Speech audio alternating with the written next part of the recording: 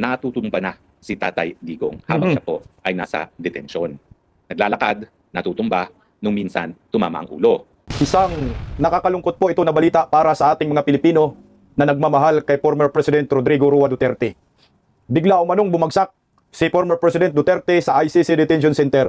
Nakasalukuyan po, minumonitor na po ngayon, 24 oras. Grabe po ito mga kababayan ko.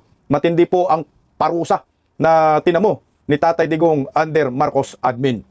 At pag-usapan rin po natin itong tungkol po sa akusasyon labang kay Bongbong Marcos dyan sa United Nations dahil hindi po ito binabalita sa mainstream media. At ang Department of Foreign Affairs ay sumagot sa akusasyon ng ibang non-government organization laban kay Bongbong Marcos. Ito rin naman po ay may kinalaman kay Tatay Digong dyan sa ICC. Ayon po sa DFA, dapat umano ito ibasura. Magandang gabi po sa ating lahat. At pag-usapan rin po natin itong Bribe 13 na sulid kay Vice President Inday Sara Duterte ayon po sa isang abogado. Palike po muna, pa-share, pa-subscribe at pakipindot po ang inyong mga notification bell para lagi po kayong updated sa ating mga video. O ito mga kabisdak, wag na po nating patagalin. Nagulantang po ang buong mundo sa balita po ngayon na inilabas po sa mga pahayagan. Ayon po dito sa isang ulat ng SMNI, ito po, ilabas po natin. SMNI na po tayo kumuha ng source. Ito, kinumpirma ng International Criminal Court Registry na mahigpit na binabantayan si dating Pangulong Rodrigo Roa Duterte sa loob ng kanyang selda para sa kanyang kaligtasan at kalusugan. Dahil sa kanyang edad at mga chronic physical ailments, itinuturing umano siyang high risk sa pagtumba, no, yung natutumba lagi. Kaya nagsasagawa rin ng ergonomic modifications sa kanyang selda upang masiguro ang mas stable na paggalaw. Bagamat may hiling ang depensa na makita ang mga video footage ng kanyang pagkawala ng balanse, inuulat ng registry na walang naitalang pagtumba sa loob ng nakalipas na 30 days. Ayon po sa Registry of Deeds, Mr. Duterte, an elderly detained person with increased fall risk due to age and several chronic physical ailments, gate po ng ICC. Alam niyo po, naawa lang ho tayo dito kay Tatay Digong eh. Dahil yung ganyang edad, 82 anyos, dapat yan ay nalagaan na po ng kanyang mga mahal sa buhay. At dapat na sa Pilipinas po yan eh. Alam mo, masakit po para sa ating mga Pilipino na yung isang dating presidente ay pinapahirapan po sa ibang bansa na wala namang kasalanan sa ibang bansa. At lalong wala pong kaso sa ating bansa, itong si Tatay Digong with the Bato de la Rosa. Ang hindi natin maintindihan, bakit po tayo lumuluhod sa International Criminal Court?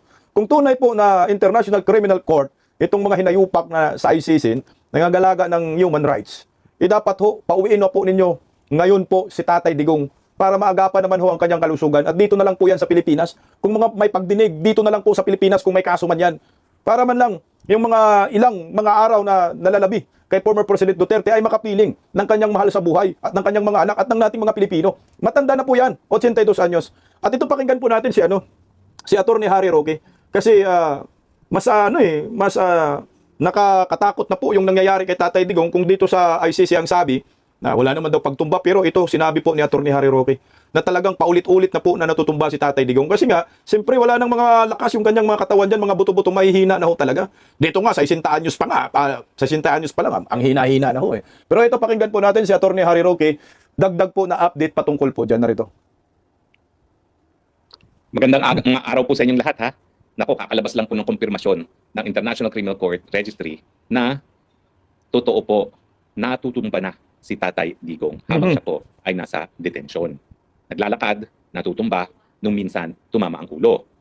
Actually, ako po yung sa tingin ko kauna-unahang nakalaman na natumba si Tatay Digong, tumama ulo, dinala sa ospital, pero hindi binigyan ng abiso ang pamilya. Ang tindi, no? Hindi lang basta tumba ito, baldog po ang tawag dyan. Kasi kung natutumba ka, una ulo, nababaldog ka talaga. Tapos, ang masaklap niyan, hindi pinapaalam ng International Criminal Court yung nangyayari kay Tatay Digong. Kaya dapat itong nasa ICC, pagkakasuhan din po kayo ng crimes against humanity. Itong ginawa ho ninyo kay Tatay Digong, siya po ay akusado pa lang. Hindi pa po napapatunayan na si former President Duterte ay may kasalanan. Mantakin mo nga ho, wala pang hearing pero dinidetend na si Tatay Digong.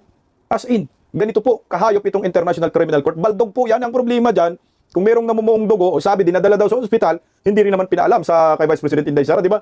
Nakauwi na ba si Inday? Ang pamilya niya araw-araw nandyan eh. Wala bang binigay na impormasyon? Anak ng kamote. Tuloy. Ang hindi ko maintindihan, bakit hindi naman nawawalan ng bisita si Tatay Digong at kanyang mga pamilya, and yet, nangyayari itong mga pagtutumba, tumatama ulo, hindi pinagbibigay alam kay Tatay Digong sa pamilya, no? Now, ang nagsabi po sa akin dyan na isa nagtatrabaho sa loob, no? At medyo nahiya nga siya o natakot na sabihin sa akin na baka naman hindi alam nila VP na nahulog nung minsan si Tatay Digong, tumama ang ulo, dinala sa ospital. At yun nga yung napabalita na linabas siya, dinala sa ospital. Pero hindi nga nila isinasa publiko na ang dahilan ay tumatama ang ulo sa sahig. Now, ngayon, ang linabas na report ng registry ay totoo. Tumutumba si Tatay Digong. At ang nakakabahala, hindi lang pala minsan, hindi lang 2 beses, Lagi-lagi. mukhang regular na natutumba na si Tatay Digong habang naglalakad. Nako. Kaya ngayon, nagkaroon ng order na imomonitor ng mas masinsinan itong si Tatay Digong dahil nga, miski siya naglalakad lang, tumutumba na at tumatapa ang ulo. Grabe. Ang tanong, ito ba ang tao na kaya pang humarap sa pudlo na paglilitis? Kung ganun yung interpretasyon ni Atty. Harry Roque na pag naglalakad natutumba, grabe na talaga. Sobrang hina na ni Tatay Digong. Hindi na po ito makatarungan. Nakaditin pa rin si Tatay Digong sa kabila ng kanyang kalusugan, karamdaman. Sipin mo yan. Naglalakad natutumba. Kaya siguro si Tatay Digong panay lang siguro higa ito. Paano na lang po pag sumiyar si Tatay Digong? Ano po ang mangyayari sa kanya? Ano yun, pag natutumba, gagapang na lang si Tatay Digong papuntang CR. Kawawa naman po itong matandang ito. Na ang ginawa lang naman ho ay para sa bayan. No? Alam mo, nakakagalit, no? Nakakainis. Itong nangyayari ngayon kay Tatay Digong, ano ba ho, ano bang puso meron itong si Bongbong Marcos? Puso ng markademonyo? Papunta rin po kayo dyan, Bong, sa totoo lang. There will be a day of reckoning. Grabe ha? Pagkatapos magsakripisyo ni former President Duterte sa atin, kinalaban lahat ng mga durugista, mga kriminal, ito yung sukli natin. Hindi po ito makatarungan. Dapat may managot po dito pagdating ng panahon. Sa ngayon, wala pa. Pero there will be a time, there will be a day of reckoning. Managot ang dapat na managot. Tuloy, Atty. Harry Roque. Na ang sabi nila, hindi raw bababa sa 60 ang mga testigo. Ang problema dyan, unlike doon sa confirmation of charges at saka yung mga naunang mga pagdinig na po pwedeng hindi sumipot si Tatay Digong, dito kapag meron ng paglilitis, Yun lang. kinakailangan sumipot siya. Dahil kinakailangan makonfront niya mga witnesses at saka mga witnesses, makonfront din siya. Yan ba ang tao na kaya pang harapin na hindi na makalakad ng tama at tumutumba? Sa tingin ko, panahon na rin para ang pamilya ay pag-isipan. Ano ba talaga pananagutan ng ICC na paulit-ulit na palang natutumba si Tatay Digong, hindi pinagbibigay alam kita sa pamilya? Ano ba ang mga naging epekto initong paulit-ulit na pagtutumba at tumatama ulo sa kanyang pag-iisip? Meron na bang pananagutan ng ICC dahil nga alam naman nila na bilang 82 anyos na tao, kinakailangan mas masinsinan ng pagbabantay dyan dahil sa kanyang ordinaryong paglalakad, natutumba na siya. Sa tingin ko po walang immunity ang ICC. Wala pong immunity yan, hindi ang Estado. So kung talaga mapapakita natin ng pabayang ICC at patuloy nilang kinukulong ang Tatay Digong na hindi na kaya talaga humarap sa ganitong mga paglilitis at may mangyari sa kanya, sana naman wag na natin antayin ang pangyayari sa kanya, talaga magkakaroon ng pananagutan ng ICC. Ang question, sino ba mananagot dyan? Ang mga West ba? Ang mga registry ba? Ang mga bansa ba na merong mga miyembro ng ICC? Well, wag natin kakalimutan, bagamat hindi pa natin sigurado kung ano mangyayari sa ganyang litigation, sana nga hindi na umabot na tayo magdedemanda dahil meron ng abirya na nanggaling kay Tatay Digong. Ngayon pa lang, sana masusi ng pag-aralan ng bagong trial chamber kung kaya pa ni Tatay Digong na humarap sa mga paglilitis na ito. Ako naman, hindi ako dalubhasa, pero kung naglalakad ka lang, paulit-ulit ka nang natutumba, ibig sabihin, wala ka na talagang kakayahan para harapin ang ganyang paglilitis. Ang hahanapin ng korte dyan is kung kaya pa ba ni Tatay Digong unang-una na physically humarap dyan sa paglilitis na yan. Pangalawa, yung kanyang estado ng pag-iisip, kung kaya pa ba niyang magbigay ng instructions sa kanyang mga abogado kung ano magiging depensa niya. Ang problema, bago pa man madala si Tatay Digong sa Pilipinas pa lang, ako'y palaging tinatawagan at paulit-ulit ang kanyang sinasabi. No? So yan po ay palatandaan na meron ng Alzheimer's. Gusto ko po yung sinabi ni Atty. Harry Roque na magsampa ang pamilya ni Tatay Digong ng kaso dito sa ICC. Ang tanong, saan ba magsampa? Na international court? Alam ko maraming international court. Siguro mas maganda ho magsampa ang pamilya ni Tatay Digong sa United Nations laban sa ICC kasama si Bongbong Marcos. Mamaya pag-usapan din natin yung kaso ni Bongbong Marcos sa United Nations. Tuloy lang po natin si Atty. Harry Roque. Ang problema po kasi sa Alzheimer's sa ilang naalagaan ko, lolo, lola, tatay, nanay, dalawang tiyo, sa 7 kaso na inalagaan ko over a period of collectively sabihin na natin 15 years, wala po kasing recent memory ang mga Alzheimer's victim. Ang kanilang memory ay yung mga kabataan pa nila, matagal nang nakalipas. Kaya po, hindi ako magtataka kung ganyan din ang mangyayari kay Tatay Digong na hindi na niya maalala yung mga pangyayari nung siya ay naging presidente at yung huling termino niya bilang isang mayor na kung saan siya ay nasasakdal ngayon sa mga kaso dyan sa ICC. So sa tingin ko, kung talaga magkakaroon ng masusing pag-aaral ang dalubhasa, magkakaroon talaga sila ng konklusyon na hindi na kaya ni Tatay Digong na humarap sa paglilitis, dapat na siyang pauwiin doon sa Davao kung saan siya ay mananatili at mabubuhay ng mapayapa hanggang siya ay tawagin ng ating Panginoon. Siguro naman po, dahil ang ICC ay nagsasabi na sila ay nagbibigay ng katarungan, ikukonsidera nila yung pag-iisip at pangangatawan ng tao bago talaga payagan na humarap sa pudlong na paglilitis. Ulitin ko po hindi ko naman sinasabi ng medyo yung mga biktima. Kung sa tingin nila ay talagang kinakailangan nila ng hukuman, dyan po sila sa Pilipinas magdemanda. Ang pagkakaiba po niya, pag dinimanda nila si Tatay Digong sa Pilipinas, at least dyan lang sa Davao City, RTC siya po pwedeng madimanda. Diba? O ililipat nila ng hukuman ng Supreme Court ang venue dyan sa Davao City nang siya ay nandun mismo sa bahay niya at hindi nakakulong sa isang malayong lugar, sa isang dayuhang bayan. Hindi naman po siguro masama yun. Dahil ang sinasabi naman natin, ang mga lokal na hukuman ay bukas at kaya magbigay ng katarungan gaya ng binigay na katarungan dun sa pamilya ni Kian de los Angeles. Hindi po ano, Kian de Los Angeles, Kian de Los Demonyo. Ganyan po pangalan. Kian de Los Santos po, Attorney Harry Roque. Alam niyo po, mga kabisdak, no, isang pagpapahirap po ito sa isang matanda, parusa ng walang kasalanan. Ito yung ginawa ng International Criminal Court. Nakakalungkot nga ho kasi talagang pasok na po yung interim release dyan kay Tatay Digong sa human rights, sa edad niya, anak ng kamuti. Dapat dahil kasuhan niyo po itong International Criminal Court. Hindi man ngayon, pero darating po yan sa tamang panahon. Alam ko, pwede rin magreklamo si Inday Sara sa UN, sa United Nations. Kasi mantakin mo sa tanda ni Tatay Digong, nakaranas po siya ng pang-aapi. Si Tatay Digong ay hindi po totoong preso ng ICC. Siya po ay political prisoner ni Bongbong Marcos. Na dapat si Bongbong Marcos ay kakasuhan po ito at ipakulong po ito at parusahan ng United Nations. Dahil ginagamit niya po ang ICC para sa kanyang personal interest sa pampolitika. Kaya nga ito, pag-usapan din po natin, sana po ay parusahan ka Bongbong Marcos. No? Ito, meron pong akusasyon kay Bongbong Marcos, kaso po ito, laban sa kanya, dyan sa United Nations. Hindi po ito napag-usapan sa mainstream media, pero confirm po ito. So ito po yung gagamitin kong source natin. Ang post po na yan ay galing po kay, siyempre banggitin natin para mas maliwanag, galing po sa FB page, or FB, kay Kate Montecarlo Cordova. Na-file po yung kaso na yan ni Bongbong Marcos ay ngayong taon lamang. Ngayong buwan lamang, bago lang, May 19, tama? Ayan, merong date po, May 19, 2026. Basahin po natin yung artikulo na yan, tungkol po dyan. I-translate na po natin sa Tagalog para maintindihan ng maraming Pilipino. Ayon po kay Kate, Attorney Kate, at abogado yata ito. Si Kate. Geneva Bombshell, ito po sa United Nations. Opisyal na paghahain sa United Nations, naglabas ng matitinding aligasyon ng korupsyon laban sa administrasyon ni Marcos. Mayo 19, Geneva. Isang dokumentong isinumiti sa United Nations ang biglang nagpabago sa takbo ng laro sa Maynila at yumanig sa larangan ng politika. Isang 4 na pahinang written statement na opisyal na naka-archive bilang document. May nakalagay A/HR, Human Rights Council, /62, /non-government organization, /31. Ang formal na isinumiti at ipinakalat ng maaga sa United Nations Human Rights Council bago ang nalalapit nitong ika-62 session sa Geneva. Ngayong Hunyo 15 hanggang Hulyo 10, 2026. Ang dokumento ay inihain ng International Career Support Association or ICSA, isang organisasyong may espesyal na consultative status sa UN Economic and Social Council. Teka lang. Hindi ito ang unang beses na inilapit ng ICSA ang kaso ni Duterte sa Geneva at tinawag ang kanyang pagkadetini bilang political persecution o pampolitikang pag-uusig. Ngayon, iniiskala na ng grupo ang laban. Ang dokumento ay naghagis ng matitinding aligasyon sa permanenteng talaan ng pandaigdigang diplomasiya, pampolitikang motibo at panloob na digmaan. Ito po yung nakalagay. Sinasabi ng dokumento na ang pag-aresto kay Duterte at ang sumusunod nitong 14 months na pagkadetini ay hindi gawa ng hustisya kundi isang totalitarian political purge na umano'y isinasagawa ng administrasyon ni Pangulong Ferdinand Marcos Jr. Ayon dito, pangunahing layunin umano nito na pahinain o alisin ang impluwensyang pampolitika ng pamilyang Duterte bago ang halalang pampanguluhan ng Pilipinas sa 2028. Ito po yung mga aligasyon ng korupsyon sa institusyon. Inakusahan ng dokumento ang administrasyong Marcos ng malawakang korupsyon o pangpunduhan ang operasyong pampolitika. Kabilang sa mga aligasyon sa dokumento ang mga sumusunod. Sohol para sa impeachment. Tahasang sinasabi sa dokumento na inalok umano ng 20 milyong piso ang mga miyembro ng House of Representatives upang bumoto pabor sa impeachment ni Vice Presidente Sara Duterte. Totoo ho yun.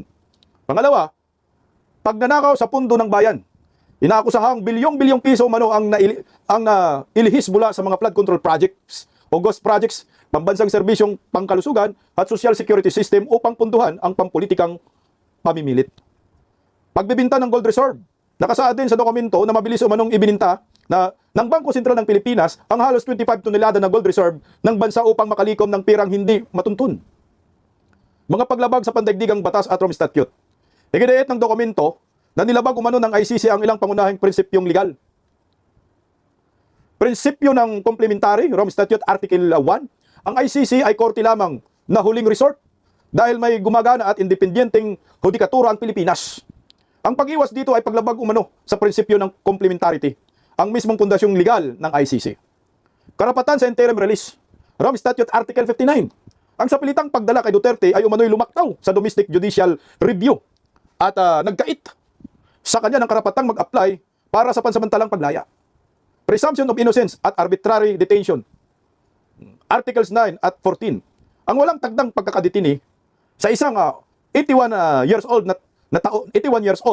na taong humihina ang kalusugan bago pa man ang paglilitis ay tinatawag na arbitrary detention at cruel, inhuman, or degrading treatment. Ito pa, political neutrality.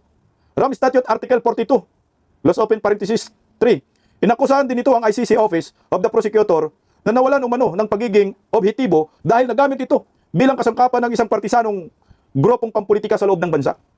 Pangapat, kwestiyon ang estadistika ng war on drugs. Iginit ng dokumento na nakabatay umano ang kaso ng ICC sa maling at pinalubong estadistika mula sa mga NGO gaya ng Human Rights Watch at Amnesty International na nagsasabing may 12,000 hanggang 30,000 extrajudicial killings. Ayon dito, ipinakita umano ng opisyal na datos ng Philippine National Police na mas mababa ang tunay na bilang ng nasawi sa lehitimong law enforcement operations at mali umanong isinama sa mataas na bilang ang mga patayan ng drug cartel at iba pang hindi kaugnay na homicide cases. Panglima, patuloy na pampolitikang pagtarget. Binanggit din sa dokumento ang tangkang pag-aresto noong Mayo 15, 2026, May 15, 2026, kay Senator Ronald Bato de la Rosa sa loob ng Senado, dating hipi ng Philippine National Police na nangunguna sa anti-drug campaign at nanatiling mahalagang kaalyado ng mga Duterte bilang ebidensya umano ng sistematikong pampolitikang pagtutok laban sa kanilang kampo. Mga rekomendasyon ng United Nations Human Rights Council, ito na ho yun. Hiniling ng ICSA sa Human Rights Council ang tatlong pangunahing hakbang. Kundinahin ang paggamit sa pandaigdigang hustisya para sa politika. Maglabas ng babala laban sa mga bansang ginagamit umano ang ICC upang ayusin ang lokal na sigalot na pampolitika at alisin ang mga lider na oposisyon. Pangalawa, hilingin ang agarang pansamantalang pagpalaya.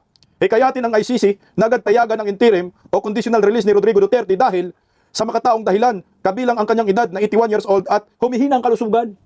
Ito na nga ho ngayon yung nangyayari. Maglunsad ng investigasyon, hilingin sa working group at on arbitrary detention na sisyatin ang mga umano'y paglabag sa proseso sa ilalim ng Article 59 at imbestigahan ang aligasyon ng kawalan ng neutrality ng prosecutor, panunuhol at korupsyon ng Estado kaugnay ng kaso. Ito ang mga susunod. Ano ang mga susunod na mga hakbang? Ito una, ng grupo ha. Dahil sa consultative status ng ICSA sa ICUSOC, obligado ang UN Secretariat sa ilalim ng mga patakarang ng ICUSOC na ipakalat at i-archive. Ito pala yung gagawin ng United Nations. Ang dokumentong ito gamit ang opisyal na UN leaderhead sa lahat ng dadalong pandaigdigang delegasyon. Ang mga aligasyon ay bahagi na ngayon ng pandaigdigang record o permanente patay. Kasama po ito sa pag-uusapan yari kabagag. Sa session sa Geneva, maaaring magbigay ang nagsumiting NGO na pinakaikling oral statement direkta sa mga delegasyon ng iba't ibang gobyerno. Dali kabagag. Magdudulot ito ng formal na right of reply mula sa diplomat ng Pilipinas na mag-uudyok sa Maynila ng publikong sagutin ang mga aligasyon sa harap ng mundo.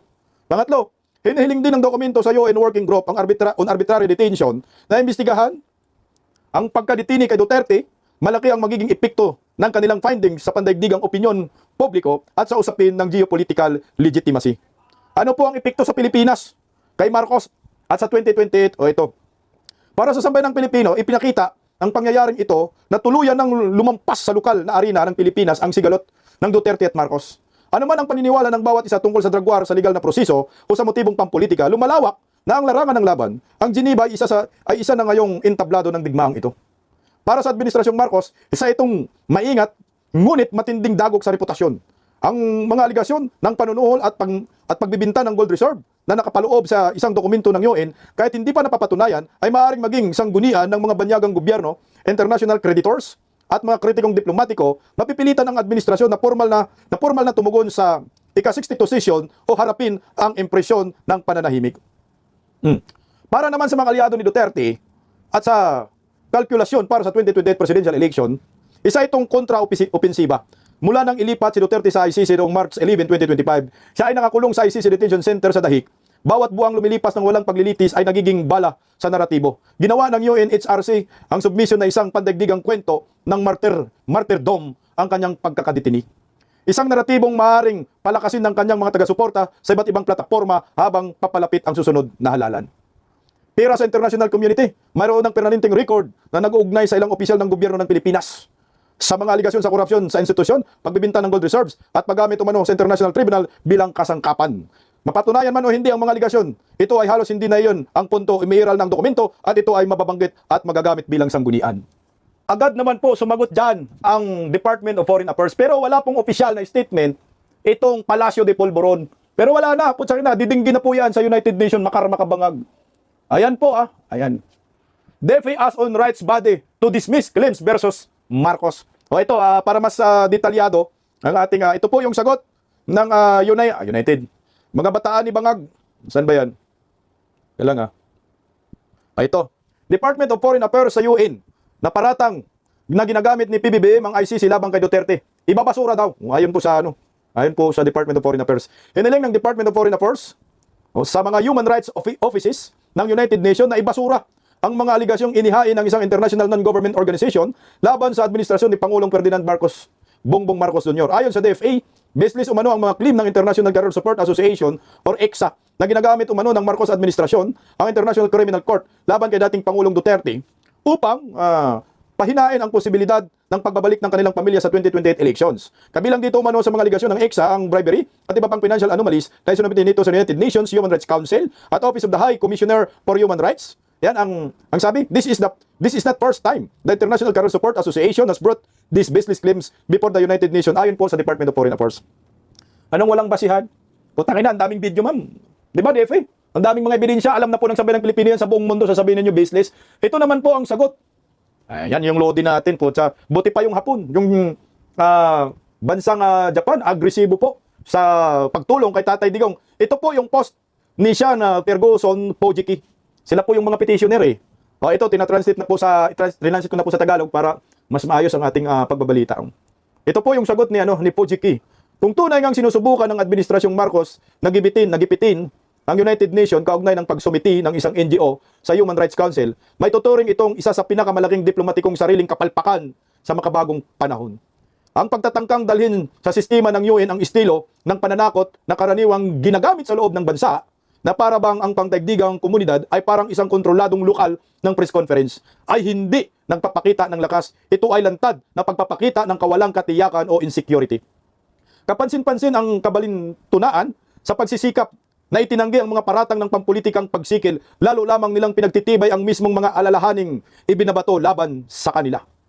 At ngayon, malinaw na itong nakikita ng mundo, isang gobyernong labis na hindi komportable sa kritisismo kaya't nais patahimikin hindi lamang ang sarili nitong mamamayan at media, kundi maging ang mga tinig ng mga dayuhan na gumagamit ng kanilang kalayaan at pagpapahayag sa mga pandaigdigang demokratikong forum. Patay ka bangag. Makulong ka bangag daan sa United Nations. Dapat ito ang kaso nito, hukom bitay, no? O ito na lang, dito na lang po magsampa ng reklamo si Vice President Inday Sara sa United Nations. Nung una, akala natin hindi po legit yan. Sinare ko man yan sa Facebook, pero totoo po. Bongbong Marcos admin.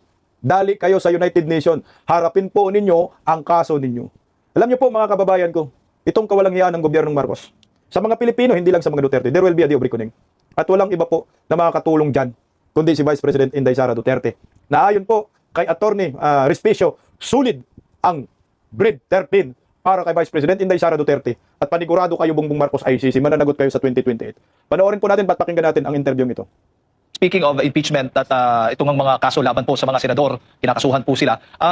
Sa tingin po ay magiging hindi po matitibag ang bagong majority po ngayon dyan sa Senado, sa panguna nga ni Senator Alan Peter Cayetano. At ng ilan pa kasi ngayon, bukod kay Senator Bato de la Rosa, kay Senator Bongo na may mga usap-usapan nga, yung nabanggit natin kanina, meron din ibang senador na may mga kinakaharap na kaso tulad ni Senator Jingo Estrada, itong si Senator Chis Escudero, ito pang si Senator Joe Villanueva, at meron pang yung dalawang bilyar na senador. Ano ho sa tingin nyo ang possible na mangyayari?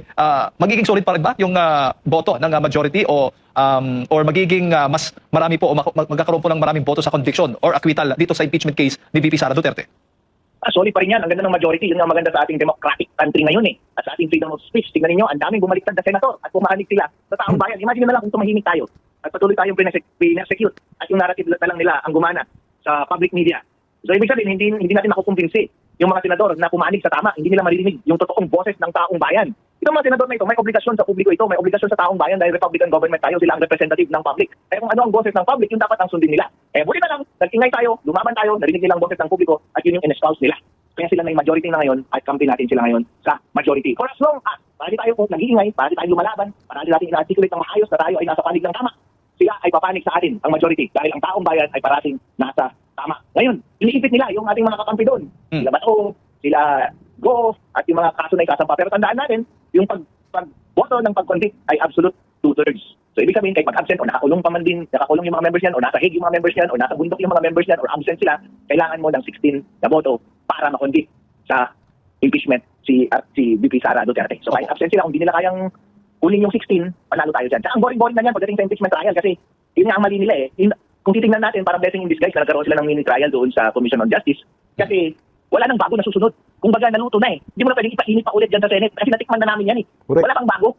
Nagawa nyo na yung mini trial doon sa Committee on Justice. Gumusga na ang taong bayan. Sinabi na namin na hindi naman sapat yan para mapanagot si VP Sara Duterte at matanggal siya o mapigilan siyang tumakbo bilang presidente ng Pilipinas sa 2028. Huwag nyo nang ulitin. Hindi na kami matutuwa dyan pagdating sa impeachment trial at hindi rin matutuwa ang mga senador dyan. For as long as ang boses ng taong bayan ay parang kay VP Sara Duterte pa rin nagtitiwala ako na magiging solid yung majority na para sa kanya din. Opo, pero patuloy po yung umuugong na possible na magkakaroon ng panibagong kudita naman po sa Senado. Attorney, mayroon ngang mga pahayag ang ilang senador mula sa bagong majority ngayon na sila po'y tinatakot nga at may mga incentive package daw. Di umanong ibibigay kung babaliktad o kakalas po sa bagong majority ngayon. Sa tingin po ninyo, pag nagkaroon po ng bagong majority, o baga matutuloy itong panibago na namang umuugong na kudita dyan sa Senado, mapapalitan si Senate President Alan Peter Cayetano, ay talagang matutuloy na yung conviction o itong pagpapa-impeach kay Vice President Sara Duterte. Doon na patungo, Attorney. Yun nga ang sinasabi ko parati sa ating mga taong bayan. At taong bayan kapag hindi na gumagana ang mga basic institusyon ng ating gobyerno, ibig sabihin ng ating legislature, lahat na sila ay corrupt at nababayaran. At binaviolate na nila ang ating foundational principle na tinatawag na democracy, ang ating karapatan na piliin ang susunod na mamumuno sa atin sa 2028. Gumagana pa rin ba ang ating konstitusyon? Gumagana pa rin ba ang ating gobyerno? At kung sagot nyo ay hindi na gumagana ito, ano ang solusyon? Yun! Hindi pwede na manaig ang kasamaan sa ating gobyerno. Hindi pwede na hindi masunod ang boses ng taong bayan dahil sa bandang huli. Ang ating gobyerno, ang nagbibigay ng power sa ating gobyerno ay ang taong bayan at ang publiko. At kapag ang kanilang gusto ay hindi nasunod, at ang nasunod ay ang sariling interes lamang ng mga nakaupo sa Senate at inuna nila ang kanilang bulsa at inuna nila ang kanilang sariling kalayaan o sariling pag-interes o nagpatakot sila, ay wala silang karapatan na umupo doon. Sa mga ang gobyerno na ito ay wala ng legitimacy at baka magkaroon na tayo ng the appropriate solution. Tama yan. Dapat manindigan kayo, mga senador, anak ng kamuti. Kung wala kayong kasalanan talaga, no? Ikaw, Jinggoy, banggitin na lang natin, Joel Villanueva, Chis Escudero, kung wala kayong mga kasalanan patungkol sa flood control, huwag kayong matakot. Manindigan kayo kasi itong tatlong ito talaga yung puntarya ng tuta ilibin para nagkaroon na naman ng kudita. Pero parang awa nyo naman, tama na. Napapagod na ang taong bayan. Kasi nga ako sa akin, ito tingnan mo si Erwin Tulfok. Sabi ni Erwin Tulfok, hindi pa tapos ang boxing. Look at the numbers, 12-11, parang matutokso ka eh. Isa lang ang humahakbang dyan. Tapos ang boxing. Hindi pa rin matatapos, Erwin Tulfok, anak ka ng kagwang. Isa yung humakbang, ilan kayo? 11, di 12 lang kayo. So ilan pang kailangan? 13, wala pa rin. Bugok talaga to si Tulfo, no?